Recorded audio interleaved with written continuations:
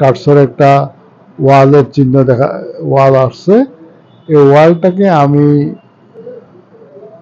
লম্বালম্বি আঁকতে পারবো, আমি রেক্টাঙ্গুলার আঁকতে পারবো, পঞ্চভুজ আঁকতে পারবো, এটা কার্ভ আঁকতে পারবো, বিভিন্ন ধরনের আঁকতে পারবো। সে আমি একটা লম্বালম্বি ওয়াল আঁকলাম। আঁকতে হলে আমাকে এখানে ক্লিক করে আস্তে ডান দিকে বা বাম দিকে, যেদিকে যাই না কেন, বাম দিকে যেতে পারবো, ডান দিকে যেতে পারবো, যে কোনো দিকে আমি ওয়ালটা আঁকতে পারবো।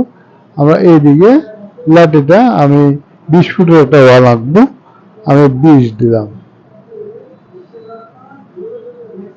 20 এন্টার। তাহলে আমার একটা 20 ফুটের একটা ওয়াল হয়ে গেল।